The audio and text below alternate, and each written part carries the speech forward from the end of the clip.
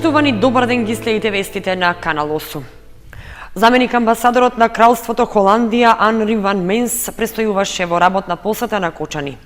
При тоа оствари средба со представници на локалната самоуправа и се запозна со досегашните активности поврзани со холандските инвестиции во нашата општина.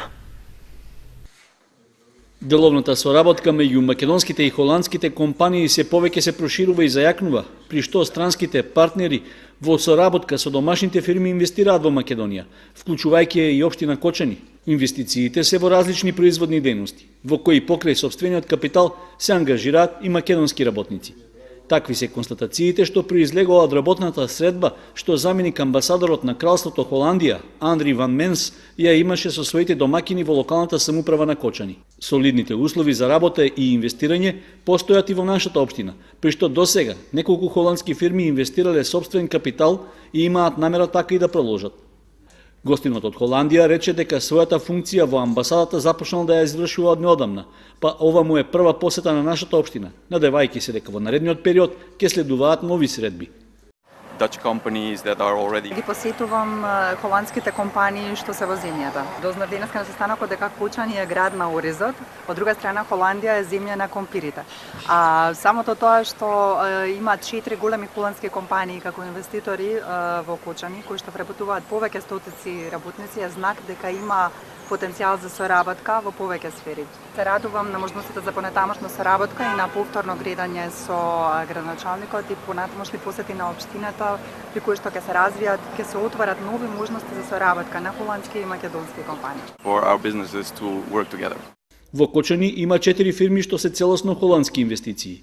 Сите тие се во различни области на производство, при што, како што рече заменик амбасадорот Ван Менс, иако во моментот нема информации колкава е нивната вкупна вредност, најважно е што во нив работно се ангажирани домашни работници. Досега во општина Кочани успешно функционираат компанијата Антура со својата технолошки високо софистицирана лабораторија за производство на украсни цвеќиња орхидеи, потоа текстилната компанија Вима Фешн, што започна со работа пред краток период, а пред старт со работа е и компанијата Nido Global Textile, чија дејност ќе биде шиење на заштитна облека. Четвртата холандска инвестиција е Герловс, која се занимава со услуги за климатизирање и вентилација на големи објекти и изработка на големи ладилници. Започна изградбата на двете мали хидроцентрали на Зрновска река. Градежните работи придонесоа за големо заматување на водата на реката Зрновка, но со нивната изградба водите на реката ќе бидат максимално искористени, овој пат за производство на електрична енергија. Зрновска река располага со богат воден потенцијал, кој наскоро ќе биде искористен за изградба на 3 хидроцентрали. За 2 веќе е добиена концесијата и истите се градат на терен непристапен кај извориштето на Зрновска река во срцето на планината Плачковица. Изградбата на двете хидроцентрали е причина водата во Зрновска река да биде заматена. Ништо необично за вакви градежни работи, ако се земе во предвид дека жителите на Зрновци и Мородвис со чиста вода за пиење се снабдуваат токму од Зрновска река. Бевме на лице место, го посетивме и теренот со екипа кои што ги работат работите на изградбата на овие мини хидроцентрали. Че видовме дека веќе се преместуваат на поинаков терен, кој што е карпес терен, така да се надевам дека во наредниот период нема да дојде до такво матење. Меѓутоа исто така, разговарахме и за други алтернативи кои би биле за се со цел да можеме, ние непречено да користиме од оваа вода. Инаку, придобивките за општина Зрновци од изградбата на двете хидроцентрали кои се градат во моментот и за третата хидроцентрала која е проектирана да се гради на Зрновска река се големи. Придобивките од изградбата на овие мини хидроцентрали ќе бидат од голема корист за нашата општина. Освен тоа што ќе добиваме и концесија, општината ќе добива концесија од производството на електрична енергија. Меѓутоа исто така, самата вода соберена подсевоводи за изградбата на овие две хидроцентрали, ќе допринесе да имаме многу почиста и поквалитетна вода за пиење.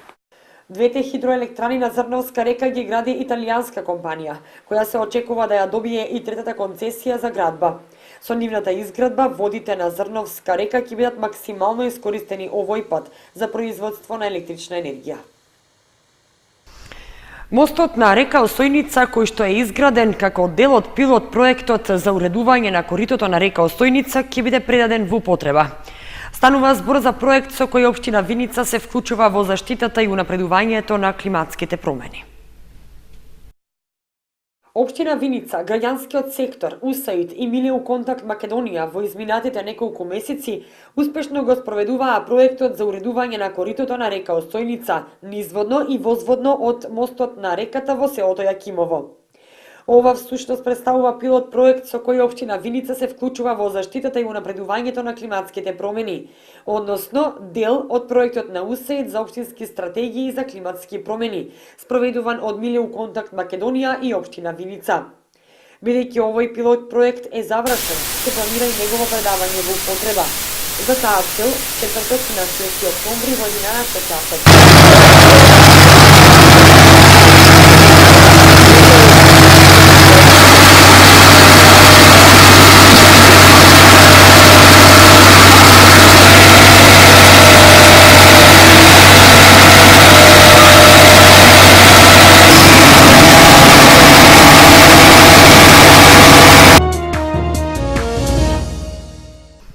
Комуналното јавно претпријатие Водовод започна постапка за набавка на комунална опрема за собирање на отпадот од јавните површини и од домакинствата. За нови контејнери и канти за оваа намена се планира од буџетот на претпријатието да се потрошат околу 15.000 евра. Набавка на нови метални контејнери и пластични канти за собирање отпад од домакинствата и од јавните простори планира да реализира комуналното претпријатие Водовод во наредниот период. Тоа е дел од редовната програма за одржување на хигиената и изнесување на сметот од неколку локации во градот. Планираната сума што треба да се потроши за намената изнесува над 920.000 денари, при што според техничката спецификација парите ќе бидат потрошени за купување 20 метални контејнери од 1,1 метри кубни и 500 пластични канти со зафатнина од 120 литри за потребите на домакинствата. При тоа, од добавувачот се бара да обезбеди компатибилност на контејнерите со стандардниот механизам за нивно празнење, што е вграден на комуналните возила. Исто така и пластичните канти, слично на оние како што досега беа набавувани, треба да ги задоволуваат минимум потребните услови за компатибилност со механизмите за утовар во возилата за собирање отпад. Тендерската постапка, односно јавниот повик за избор на понудувач на комуналната опрема заврши деновиве, а рокот за набавка е 60 дена од склучувањето на договорот. Вакви набавки од комуналното претпријатие се редовни, а вообичаено се прават еднаш годишно. Минатата година за истата намена беа предвидени половина од средствата со кои што сега се бараат новите контејнери и канти за комунален отпад. Во Виница отворен 8-миот фестивал на хумор и сатира In Vinica Veritas. Пристигнаа над 400 карикатури од речиси сите држави на светот. Цивилизациите кои повеќе ги нема и оние другите кои се со 1000 годишна традиција, светот денеска ги спомнува само според нивните дострели во културата и по ништо друго. И токму во едни такви културни релации, 8 година поред, Виница на Македонија и на светот им ги нуди новите вредности создадени од благородните состојки кои ги лачат хуморот, карикатурата и сатирата. Над 400 карикатури пристигнаа во Виница од речиси сите држави на светот. Тој факт само ја потврдува вистината дека In Vinica Veritas е најсјајната виничка културна легитимација пред 7 милиарди луѓе на земјина топка. Виница, или поточно домакинот и организатор Домот на културата Тоша Арсов, во текот на оваа работна недела, пречека уметници од повеќе македонски градови, но и од странство. Токму тие ќе ја раскажат приказната за градот на хуморот и сатирата, истакна градоначалникот Емил Дончев, кој го отвори 8-миот фестивал In Vinica Veritas. Отворањето на фестивалот беше пропратено со музички перформанс на тројцата оперски пејачи, Трио Джентлмен, Дејан Стоев, тенор, Кристијан Антовски, баритон и Дарко Нешовски, тенор. На програмата вечерва е промоцијата на алманахот со афоризми Афористична ризница и театарот од Бугарија со представата Жена ни е светица. Јубилејното творештво на македонскиот карикатурист Јордан Попилиев изложено пред виничани, како увертира во програмата на фестивалот In Vinica Veritas. Македонската карикатура речиси и да ја нема во дневните медиуми. Слабиот тираж на печатените изданија го редуцира хонорарот за карикатуристите, за кои изложбите и фестивалите се единствениот начин да го презентираат своето творештво. Веничкиот фестивал е еден од малкуте во државата кој ги промовира и обединува карикатуристите од државата, но и светот.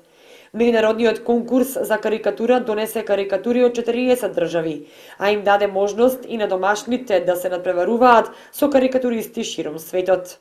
Јас мислам дека еден од најдобрите овие 3-4 фестивала кои што се одржуваат во Македонија, Виница во последно време излегува на, мислам, со својот квалитет и учесниците, бројот на учесниците не знам колку, али гледам дека според кажувањето на директорот се многу дела пристигнати и учествуваат од цел свет. 50 годишниот јубилеј во творештвото на нашиот карикатурист Јордан Попилиев беше увертира во отворањето на 8-миот поред фестивал за хумор и сатира Инвиница Веритас. Илиев пред присутните изложи 40 дела, повеќето наградени во национални и меѓународни рамки. Делата се претежно од средниот период. Ова може да се нарече и ретроспективна изложба, зашто има и постари дела. Некои се, веќином се наградени, објавувани по светот, рецимо во Италија, во Турција, во Бугарија и во многу други земји, како наградени карикатури. Изложбата ќе биде отворена во деновите од фестивалот, а покрај делото на Илиев, виничани ќе можат да ги разгледаат и останатите карикатури кои пристигнаа на овогодишниот конкурс.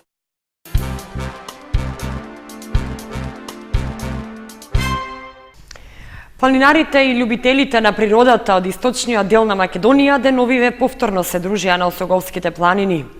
Покрај добрите временски услови, со заеднички ручек и песна, тие поминаа неколку часа во околината на Лесновскиот манастир и во рибникот Злетовица.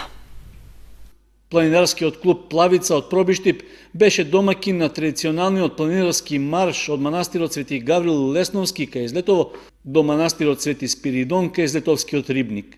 На маршот покрај домакините учествуваа и членови од планинарското спортско друштво Осогово од Кочани, како и други гости од соседните планинарски друштва.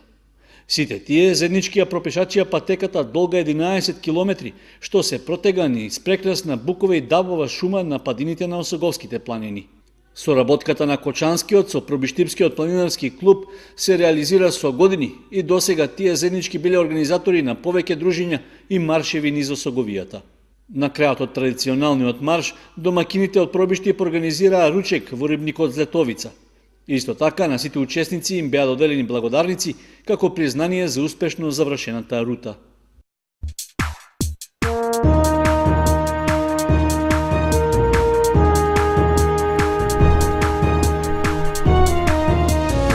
Следува информацијата од спортот.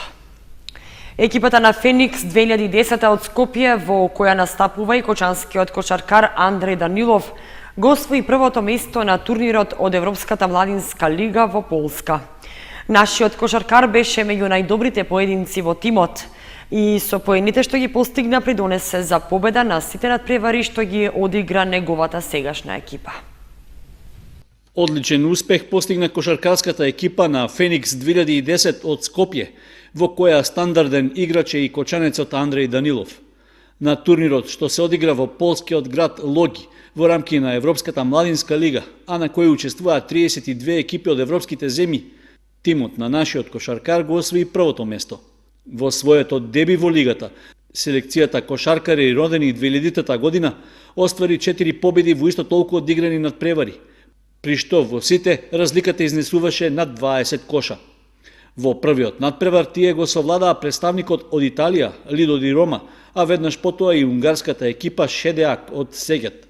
При останатите две победи македонскиот представник ги извојува против Хонвет од Будимпешта и против полскиот представник Гортат Академија од градот домакин Лодж. Нашиот кошаркар Данилов на сите средби имаше одличен учинок, со што им помогна на своите соиграчи да дојдат до победите. Тој веќе втора сезона настапува за скопскиот клуб и стандардно е меѓу најдобрите петмина.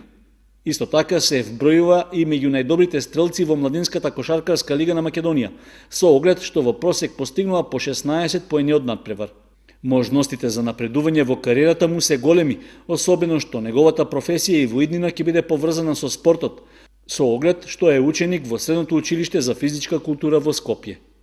Потврда за талентот и квалитетите со кои располага Данилов е ангажманот во кадетската репрезентација на Македонија со која учествуваше на Европското првенство во Бугарија.